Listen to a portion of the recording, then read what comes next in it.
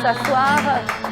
C'est vrai que la meilleure attitude, la meilleure activité à adopter dans nos vies, que ce soit dans les moments difficiles ou dans les défis ou peu importe, c'est l'adoration.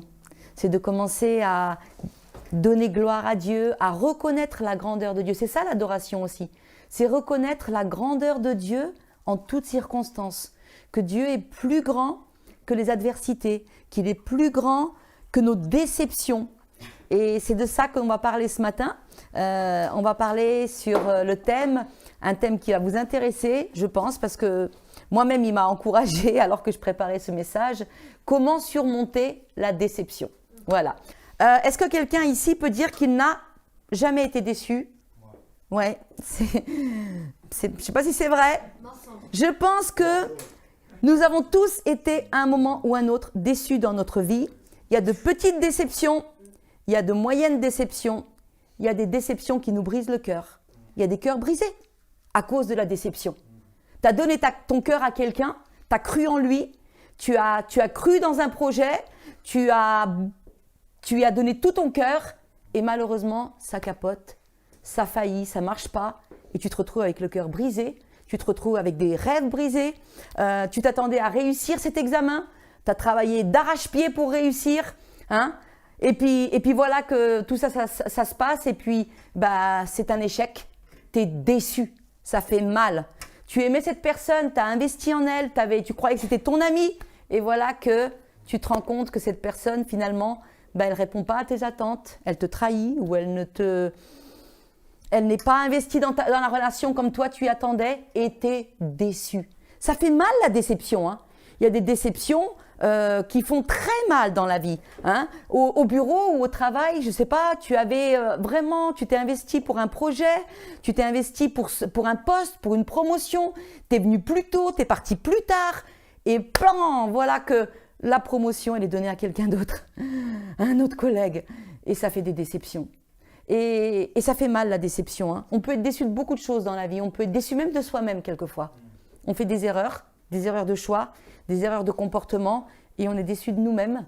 Ça arrive qu'on soit déçu de nous-mêmes. On peut être déçu des autres, on peut être déçu de ce que la vie nous a offert.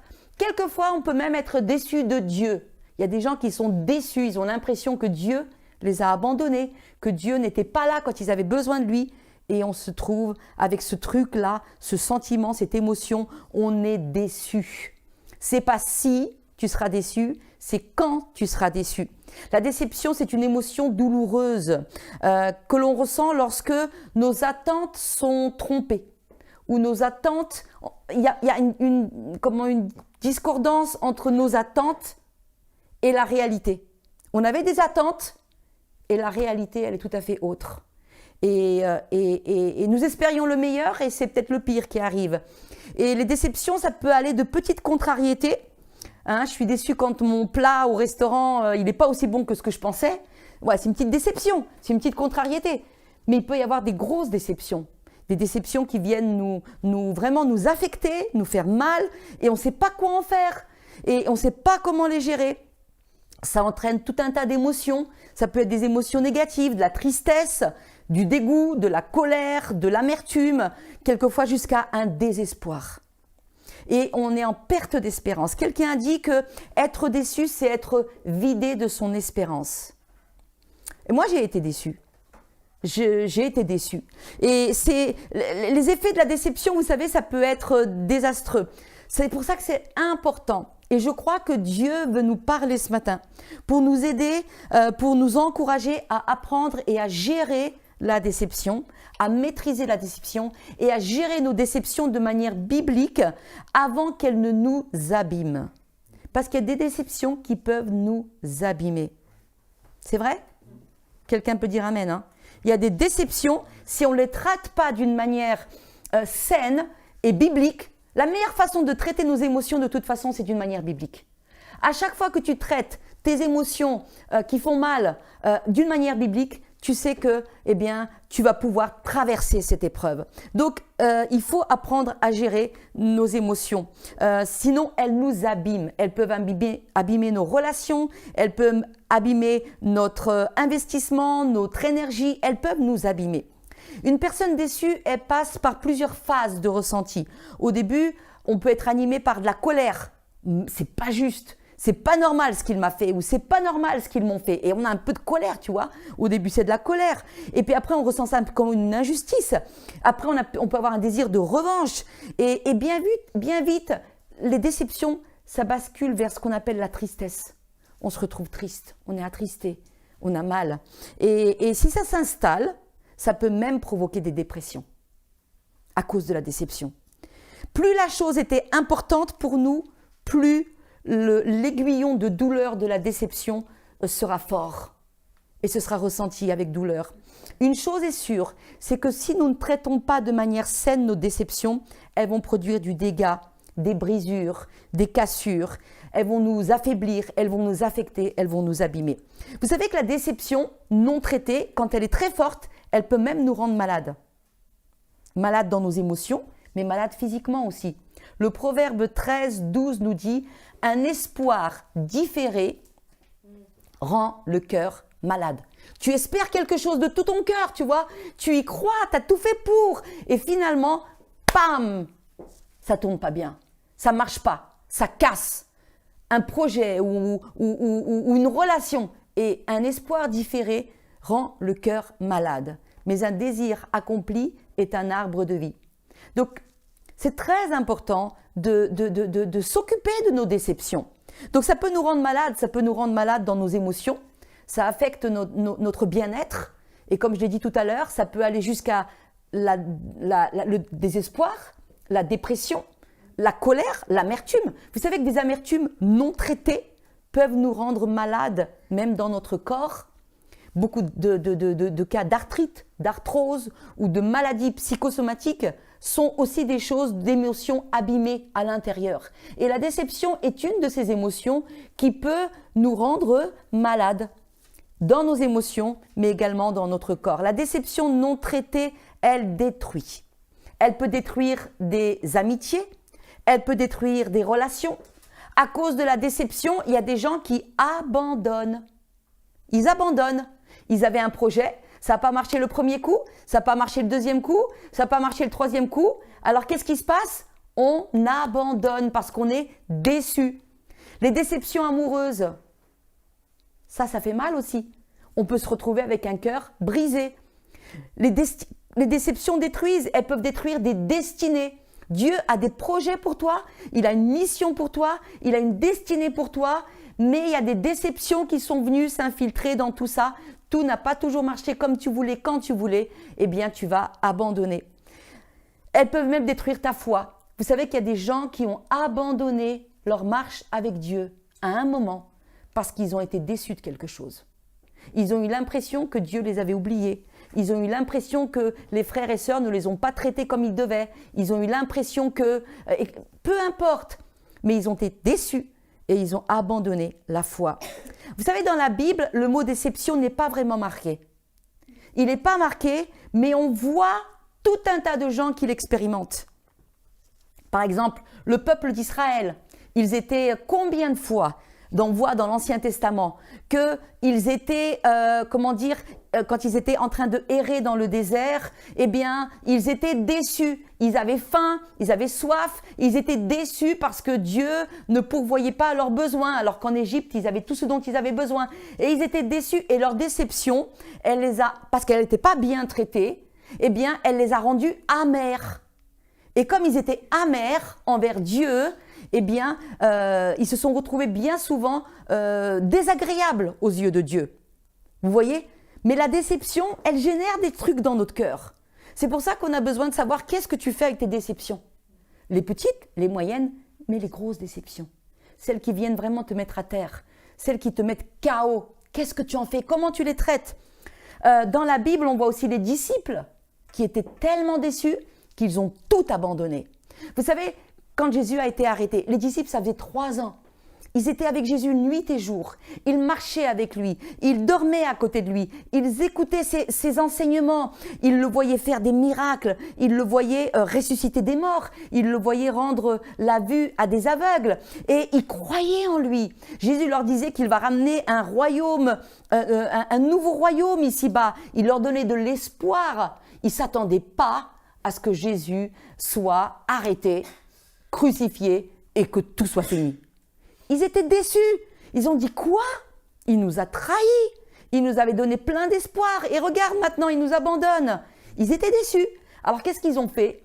Ils ont fait ce qu'on fait chacun. Souvent, quand on est déçu, on laisse tomber. Ils ont abandonné. Ils ont fait quoi? Ils sont retournés à leur ancienne activité de pêcheurs. Ils ont baissé les bras. Parce que c'est ça que ça fait la déception souvent. Ça nous décourage. Et comme on est déçu, on baisse les bras. On dit, si c'est comme ça, j'abandonne. Et ce n'est pas la volonté de Dieu. Dieu, c'est vrai, quelquefois permet qu'on traverse certaines déceptions. Mais vous allez voir qu'avec Dieu, même nos déceptions peuvent nous apprendre certaines choses. Et si on apprend à les traverser avec la foi, en restant ferme dans les promesses de Dieu, eh bien, au lieu de nous détruire, même nos déceptions vont contribuer à nous rendre plus forts. Nietzsche a dit, il a dit des choses aussi bien, Nietzsche, certaines choses, il a dit, tout ce qui ne nous tue pas nous rend plus forts. Mais Dieu va utiliser même nos déceptions pour nous transformer, on va voir ça. Donc, les disciples, ils étaient déçus, ils ont tout abandonné. Vous savez, pour moi, la déception, c'est quelque chose sur quoi je dois travailler. Quand je suis déçue, je suis déçue. C'est vrai, c'est vrai. Quand je suis déçue, je suis déçue. Parce que j'ai tellement d'attentes quelquefois. Alors, je dois travailler, me battre pour qu'il y ait un équilibre sain entre mes attentes et les réalités de la vie, qui ne sont pas toujours conformes à mes attentes. Et ça remonte pas d'aujourd'hui. Même quand j'étais petite, je me souviens, un Noël, j'avais peut-être 10 ans, et mes parents étaient de bons parents. Ils ont toujours essayé de faire au mieux avec leurs moyens qu'ils avaient. Et donc, tous les Noëls, ils essayaient vraiment de se casser la tête pour nous acheter des petits cadeaux qui allaient vraiment nous rendre heureux. Mon papa, pour essayer de mettre un peu d'ambiance, il se déguisait en... Maintenant, quand j'y réfléchis, je me dis, mais pourquoi il faisait ça? Il se déguisait en Sioux. en indien, et il faisait la fête. C'est vrai que quand on était petit, on réalisait pas que c'était pas trop, en plein dans le thème, mais enfin c'est ce qu'ils faisaient. Ils essayaient de nous rendre heureux. Et je me souviens, vous voyez, ça m'a marqué, un Noël où j'ai été tellement déçue. J'avais peut-être 10 ans. Et c'était l'heure de déballer les cadeaux et moi j'ai mes attentes, vous voyez, comme vous, j'ai des attentes, et j'attendais impatiemment de voir ce cadeau. Et quand j'ai déballé mon cadeau, je suis restée quelques secondes à regarder, j'en croyais pas mes yeux, j'étais tellement déçue. J'ai déballé et qu'est-ce que je vois comme cadeau? Un parapluie. Un parapluie à 10 ans. Et j'ai dit, mais what? Un parapluie pour mon cadeau de Noël? Et là, c'est tombé sur moi comme un violent, c'était violent, un esprit de déception. J'ai commencé à me mettre à pleurer. Et j'ai pas fait que pleurer, Je me suis levée, j'étais tellement déçue. Je suis allée dans la chambre de mes parents, j'ai fermé la porte, j'ai fermé à clé et j'ai commencé à me lamenter et à pleurer. Je n'arrivais plus à contrôler ma déception. Et ma maman, elle a bien vu que j'étais déçue. Elle tapait sur la porte, elle dit « Mais ma chérie, mais c'est pas grave, on va t'acheter autre chose. Ouvre la porte. » Et je voulais pas ouvrir. Et j'ai dit « Non, c'est trop tard, c'est gâché, Noël est gâché. » J'étais déçue. Comme quand tu m'as offert le fer à repasser. Des déceptions. Je me rappelle une autre déception qui était un petit peu plus grave, plus intense pour moi. J'avais à peu près 22 ans. Je servais le Seigneur dans l'église, je servais le Seigneur de tout mon cœur, j'étais investie dans beaucoup de ministères, je marchais avec Dieu, j'aimais mon église, j'essayais de marcher de tout mon cœur et moi, j'ai toujours aimé étudier la parole de Dieu. J'aimais creuser dans la parole de Dieu et j'avais un rêve dans mon cœur. Et mon rêve, c'était d'aller faire une année à l'école biblique. Et donc, j'ai tout fait pour organiser ce rêve. J'ai trouvé une place dans une école biblique aux États-Unis. Ma place était réservée, mon lit dans le dortoir était réservé et tout était prêt pour que mon rêve, mes attentes, se réalisent. Et ça, c'était le grand désir de mon cœur. Aller me mettre à part 1 an pour étudier la parole de Dieu. J'avais tout prêt, tout était prêt. Et donc, il fallait l'approbation de mon pasteur à l'époque. Et c'est vrai que j'avais fait ma demande à mon pasteur et je ne sais pas pour quelle raison, ou peut-être je sais, mais bon, je préfère ne pas creuser. Mais à l'époque, à la dernière minute, quand il devait me donner la signature, il esquivait et je n'ai pas eu mon approbation à temps. Et mon année a été ratée. J'ai tellement pleuré, j'étais tellement déçue. Et là, mes amis, j'avais le choix. Comment est-ce que j'allais réagir? La colère pouvait prendre le dessus. J'étais un peu en colère, c'était pas juste, c'était injuste. Je comprenais pas. Ou alors j'aurais pu dire bon bah c'est pas grave, je suis pas déçue, je fais comme si. Mais j'aurais pu refouler. Mais ça c'est pas non plus une bonne façon de réagir quand tu es déçu. La colère non maîtrisée c'est pas une bonne façon. La rébellion, j'aurais pu me rebeller. Et j'ai décidé dans mon cœur de faire un pas de foi face à cette déception. Et j'ai dit, bon, bah, Seigneur, toi, tu sais, la Bible me dit que je dois respecter les autorités. Je ne comprends pas pourquoi, ça me paraît injuste, mais aide-moi. Je décide de remettre tout ça entre tes mains et de te faire confiance et de me soumettre à toi. Vous savez, parce que elle est si potentiellement dangereuse, la déception. Elle peut nous amener dans des terrains tellement dangereux, de destruction personnelle, de destruction de relations, de dégâts que nous devons apprendre à la gérer de manière biblique. Alors, j'aimerais vous laisser 4 clés ce matin pour vous aider à gérer les formes de déception de la meilleure façon possible, que ce soit des petites déceptions ou alors des grandes déceptions. Alors la première clé pour vous aider à gérer et à surmonter la déception, c'est apprendre à reconnaître sa présence. Pour surmonter, il faut être honnête. Il faut prendre conscience que tu es en train de vivre une déception et que ce n'est pas facile. C'est vrai. Tu la regardes droit dans les yeux, tu dis c'est vrai que là, je suis blessée. Là, j'ai été blessée par cette situation. Là, mon cœur est meurtri. Là, je suis vraiment dégoûtée même. Je suis vraiment blessée. Et je le reconnais parce que si tu refoules comme si de rien n'était, eh bien, à un moment ou un autre, ça ressurgira quelque part par ton corps, dans ton âme, dans tes émotions. Donc, tu dois apprendre à reconnaître sa présence. Et tu dois aussi accepter que les réalités ne sont pas toujours conformes à tes attentes. Vous savez, le monde n'est pas parfait. Le monde autour de toi et de moi est imparfait. Vous savez, les gens autour de nous sont imparfaits. Mais vous savez, toi et moi, on est imparfaits aussi. On vit dans un monde qui n'est pas parfait. Et donc, seul Dieu est parfait en réalité. Seul Dieu est parfait.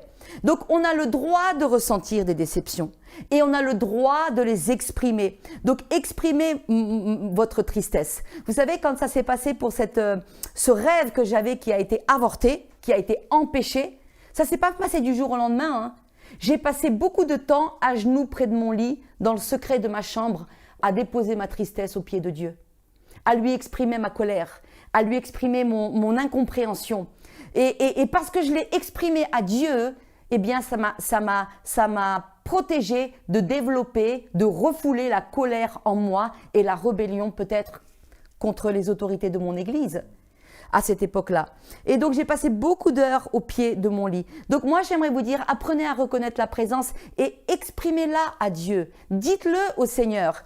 Vous savez, la Bible nous dit que quand les hommes ne nous comprennent pas, parce que quelquefois les hommes ne te comprendront même pas dans tes déceptions. Tu auras beau essayer de partager, les gens vont dire ouais, tu peux me repasser un peu de sucre? Parce qu'en réalité, chacun est concentré sur sa propre vie. Mais quand tu vas à Dieu, la Bible nous dit dans Hébreux 2,18 que nous n'avons pas un souverain sacrificateur qui ne peut pas compatir à nos douleurs, à nos faiblesses, parce qu'il a été tenté lui-même en toutes choses. Vous savez, Jésus a été déçu aussi, hein, même s'il savait qu'ils allaient tous l'abandonner. Mais quand il était sur la croix et qu'il a vu, il a regardé et qu'au pied de la croix, il n'y avait que Jean et les femmes qui étaient là, il a été déçu. Vous savez qu'il a été abandonné de tous, Jésus. Humainement parlant, il a été déçu. Même lui a été déçu. Donc, il a été tenté, il a eu les mêmes déceptions que nous que toi et moi. Et parce qu'il a souffert des mêmes souffrances, il peut te comprendre parfaitement quand tu viens lui dire « Seigneur, franchement, je suis trop déçu là. Je suis déçu. Je m'attendais à ce que cette relation, ça marche. Ça n'a pas marché. Je m'attendais à ce que ça marche. » Tu lui dis, tu vas pas déstabiliser le Dieu, hein. Dieu va pas être déstabilisé parce que avec tes situations, hein. Dieu n'est déstabilisé par rien. Il contrôle tout. Alors tu peux lui dire ton cœur. Trouve un endroit secret et exprime à Dieu tes déceptions qui alourdissent ton cœur pour les sortir de ton cœur. Pour pas les garder dans ton cœur. Parce que si tu les gardes dans ton cœur, tu vas les ruminer. Tu vas les ruminer et elles vont finir par t'abîmer. Trouve un endroit secret. Vous savez, David, le roi David, combien de fois il a été déçu, il a été découragé, il a été trahi. Il voulait le meilleur pour Saül et Saül n'a pas arrêté de le trahir. Il l'a poursuivi David pendant des années et David a dû se cacher. Et quand David a eu l'occasion de se venger sur Saül dans la grotte, Saül était en train de dormir, David était au fond de la grotte avec ses hommes, il est venu dans le silence, il aurait pu le tuer et se venger parce que Saül était en train de le pourchasser pour le détruire. David a pris un pan de son manteau et quand Saül est parti, David lui a dit « Regarde mon père, j'aurais pu te tuer, je ne l'ai pas fait, pourquoi est-ce que tu me pourchasses comme si j'étais un brigand ?» Et Saül lui a dit « Oh mon fils, je reconnais que tu es juste et j'abandonne ma haine contre toi. » Et qu'est-ce qui s'est passé quelque temps plus tard? Il a recommencé. Et David aurait pu être déçu. Combien de fois? Et David, il avait une bonne habitude, c'est qu'il allait toujours ramener ses déceptions au pied de Dieu. Il allait vers Dieu. Et dans Psaume 42, 3, 5, il dit « Mes larmes sont ma nourriture jour et nuit. » Pendant qu'on me dit sans cesse, où est ton Dieu? Après, il se ressaisit et regardez ce qu'il dit. Il dit, mais pourquoi t'as battu mon âme? Il se parle à lui-même. Ça vous est arrivé de vous parler à vous-même? Moi, des fois, je me parle à moi-même. Des fois, je me dis, tu vas arrêter de gémir, Anne. Tu vas arrêter de te focaliser sur l'amertume. Pourquoi t'as battu? Espère en l'Éternel. Car je le louerai encore, il est mon salut et mon Dieu. C'est ce que disait David. Donc, exprime tes blessures, les blessures de ton âme à Dieu pour évacuer les émotions toxiques. Peut-être que tu as un ami aussi. Donc, on a dit, apprends à reconnaître sa présence et à le partager. Peut-être que tu peux partager la peine de ta déception à un ami proche. Et trouver quelqu'un qui va prier avec toi. Ne reste pas tout seul à ruminer les déceptions. Mais dis, tu sais quoi, j'ai vraiment été déçu dans cette situation. Est-ce que tu veux bien prier avec moi? Parce que partager, ça guérit aussi. Et puis peut-être que tu peux aussi extérioriser tes émotions confuses intérieures dans un journal personnel. À écrire, on sort ce qui est à l'intérieur, on le met à l'extérieur et ça aide aussi à surmonter les déceptions. Deuxième point, deuxième clé pour surmonter les déceptions.